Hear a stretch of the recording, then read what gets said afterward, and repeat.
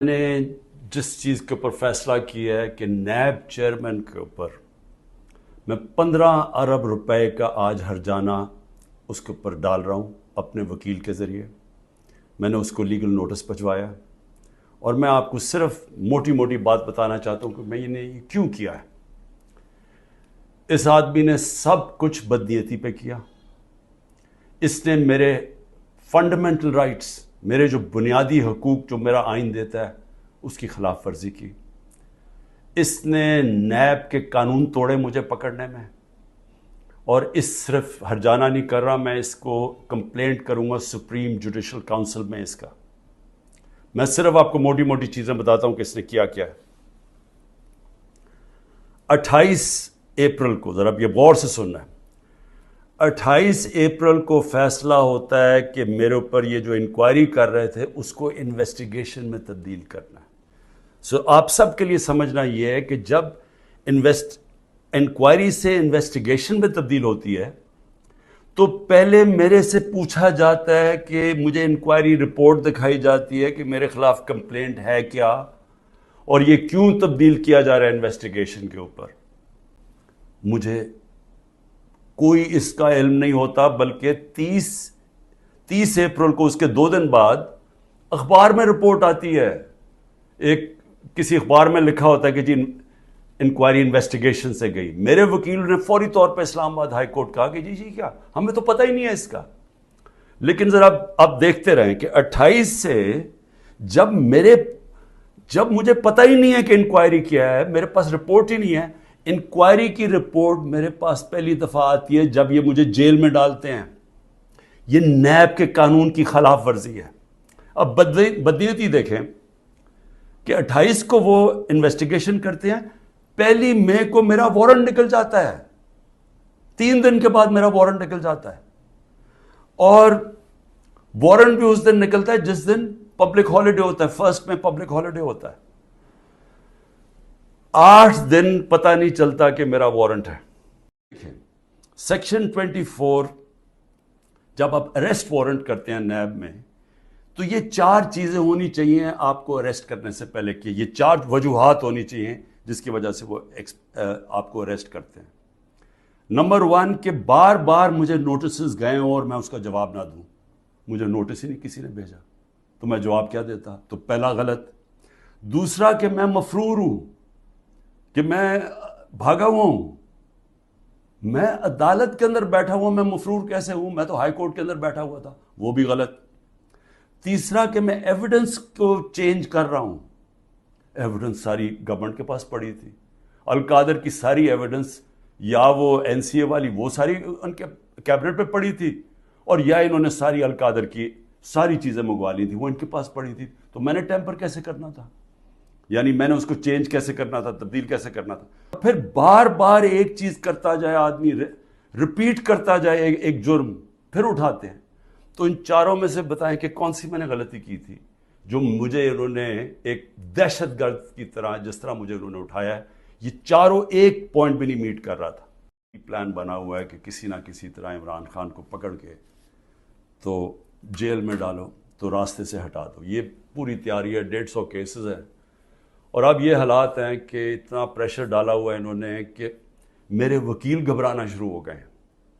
پہلے تو انہوں نے سارے کارکن پکڑ لیے ہمارے، اور میں خاص طور پہ وہ 10,000 کارکنوں کے اوپر آج بھی میں اپیل کرتا ہوں. ساری ہیومن رائٹس آرگنائزیشن کو میں اپیل کرتا ہوں کہ اتنا بڑا ظلم ہے کہ ان کو جیلوں میں بند کیا ہوا ہے، ان کو دہشت گردی کے اوپر رکھا ہوا ہے. اس کے لیے ایک شناخت پریڈ ہوتی ہے، اس کے لیے لازمی ہوتا ہے کہ آپ ان کو پروڈیوس کریں.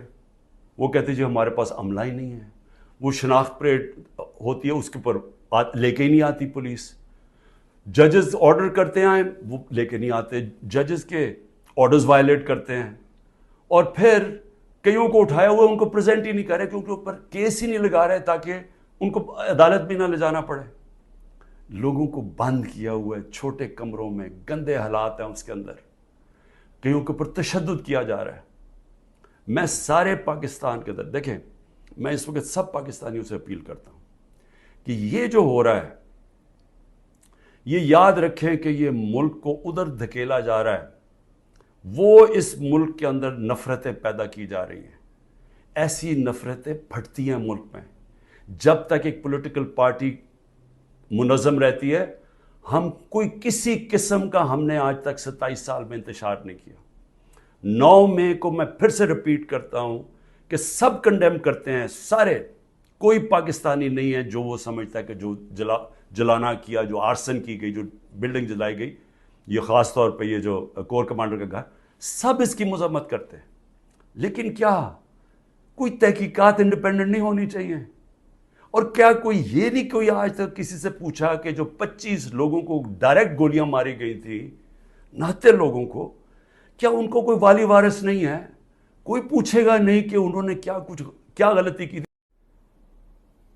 میں نے ایک کمیٹی بنائی جس میں پرویز خٹک اور اسد کیسر تھے. ان کو دعوت ملی جی کہ ہاں اسٹیبلشمنٹ سے کیا ہے ہمارے سے بات چیت کریں. وہ ادھر جاتے ہیں, ادھر ان کو سیف ہاؤس میں بٹھا لیتے ہیں. وہ ابھی بھی جب تک مجھے خبر آ رہی ہے ابھی وہ سیف ہاؤس میں بیٹھے ہوئے ہیں.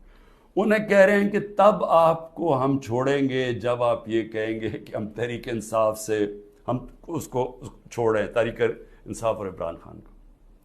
تو اصل میں یہ جب آپ یہ حرکت یہ جو کر رہے ہیں, کیا آپ کو سمجھ ہے کہ آپ لوگوں سے کیا پوچھ رہے ہیں جب آپ کہتے ہیں کہ آپ تحریک انصاف سے علیحدہ ہو رہے ہیں؟ کیا اندازہ ہے کہ یہ کہہ کیا رہے ہیں آپ یہ کہہ رہے ہیں کہ آپ پالیٹکس چھوڑ دیں, کیونکہ جس وقت جو اس وقت تحریک انصاف کو چھوڑے گا, یہ میں آج آپ کو رائٹنگ میں دے رہا ہوں کہ اس کو لوگوں نے ووٹ نہیں ڈالنی. تو جو ہمارے سارے لوگ اتنی مشکلوں کے باوجود ہمارے ساتھ کھڑے ہیں, نظریاتی طور پہ بھی کھڑے ہیں, وہ جو ظلم ہو رہا ہے اس کے اوپر بھی وہ لوگ کھڑے ہو گئے کہ ہم نہیں جاتے. لیکن ان سب کو یہ بھی پتا ہے کہ جو چھوڑے گا اس کی اس وقت پالیٹکس ختم ہو جائے گی. تو یہ جو ان دونوں کو ہمارے سینئر لوگوں کو, میں نے تو اس لیے کہا تھا کہ بات چیت شروع کریں گے, وہ بات چیت کرنے گیا ان کو ہی بٹھا لیا. تو اس کا مطلب کہ بات چیت نہیں کرنا چاہتے. اس کا مطلب یہ کہ یہاں فیصلہ ہوا ہے بند کمروں میں کہ پارٹی کو ختم کرنا ہے, عمران خان کو اکیلا کر دینا. عمران خان اکیلا ہو چکا ہے. عمران خان کے ارد گرد اب کوئی بھی نہیں ہے. نہ میں کسی کو ٹیلی فون کر سکتا ہوں, نہ میں کسی سے بات کر سکتا ہوں, کہ سب چھپے ہوئے ہیں. یا جو میری سینئر لیڈرشپ ہے ان سے مشاورت نہیں کرتے, وہ سارے جیل میں ہیں, یا انہوں نے کہا کہ ہم جی پیچھے ہٹ رہے ہیں, ہم پالیٹکس سے پیچھے ہٹے. تو کیا میں سوال یہ پوچھتا ہوں کہ چلیں عمران خان کو تو آپ نے آئسولیٹ کر دیا, کیا یہ پاکستان میں اس کی بہتری ہو رہی ہے؟ یہ ہمارا ملک کے لیے بہتر ہے؟ ہماری جو اکانومی بیٹھتی جا رہی ہے, جو غربت بڑھتی جا رہی ہے, بے روزگاری بڑھتی جا رہی ہے, مہنگائی بڑھتی جا رہی ہے, کیا یہ اس سے ٹھیک ہو جائے گی؟ کیا اندازہ نہیں کہ یہ جو بھی سوچ رہے ہیں, جو بھی یہ سوچ ہے اس کے پیچھے, کیا وہ آگے پاکستان کا بھی سوچ رہے ہیں؟ ایک پارٹی جو ملک کی فیڈرل پارٹی ہے, جو اس وقت سارے صوبوں کے اندر ہے اور سب کو اکٹھا رکھ سکتی ہے, جب اس پارٹی کو توڑنے کی کوشش کی جا رہی ہے اور اس کے لیڈر کو ختم کرنے کی کوشش کی جا رہی ہے, کیا یہ پاکستان میں اس کی بہتری ہے؟ ہمارے ملک کی بہتری ہے اس میں؟ اپنی بات ختم کرتا ہوں اپنے ورکرز کے لیے. کہتے ہیں کہ جتنے بھی میرے ورکرز ہیں وہ جس طرح بھی میری ان تک آواز جائے, مجھے پتہ مشکل ہے وقت, چن کے ہر تھانے کو حکم دیا گیا کہ پی ٹی آئی کا کوئی کارکن ہے تو اس کو پکڑو یا اس کو دباؤ یا اسے کہو اپنی وہ کہے کہ جناب میں آج پاکستانی فوج کے ساتھ کھڑا ہوں اور میں تحریک انصاف چھوڑ رہا ہوں. ہم سارے پاکستانی فوج میں بار بار کہ ہم سب فوج کے ساتھ کھڑے, کون نہیں کھڑا ہوگا اپنی فوج کے ساتھ جس نے آپ کی ملک کی حفاظت کرنی ہے؟ لیکن یہ ایک آڑ لے کے کہ جی وہ 9 مئی کو تحریک انصاف کو ایک بالکل ایک اس کے اوپر پورا کریک ڈاؤن کر دو اس کا بہانے میں, تو میں اپنے سارے کارکنوں کہتا ہوں صبر کریں, مشکل وقت ہے, آپ کے لیے مشکل وقت ہے, میرے لیے سب سے زیادہ مشکل وقت ہے. مشکل وقت کیوں ہے؟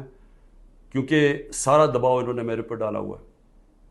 تو جب تک میں کھڑا ہوں, جب تک یہ سارے حربے استعمال کر رہے ہیں مجھے پکڑنے کے, کوئی نہ کوئی کیس میں تو پکڑ ہی لیں گے کیونکہ اتنے زیادہ کیسز ہیں, اور اگر میرے وکیل اب ڈرنا شروع ہو گئے ہیں تو میں خود تیاری کر رہا ہوں کہ میں خود ہی پھر مجھے اپنے کیسز عدالت میں جانا پڑے گا, لا پڑھنے کی بھی کوشش کر رہا ہوں. سمجھ بھی ویسے میں نے اتنی دفعہ عدالتوں کے چکر لگائے ہیں کہ میں کافی سمجھ بھی گیا ہوں کہ قانون کیا ہوتا ہے. تو میں وہ بھی تو لگ تو ایسے رہا کہ وہ وکیل بھی آخر میں چھوڑ جائیں گے، لیکن عمران خان جب تک زندہ کھڑا رہے گا اپنے ملک کی حقیقی آزادی کے لیے. اور میرے کارکنوں، آپ اس کو پالیٹکس نہ سمجھیں. آپ ایک دن دنیا کہے گی کہ یہ وہ لوگ ہیں جو کھڑے تھے پاکستان کی حقیقی آزادی کے لیے اور انہوں نے قربانیاں دی اپنے ملک کو آزاد کرنے کے لیے. پاکستان پائندہ باد.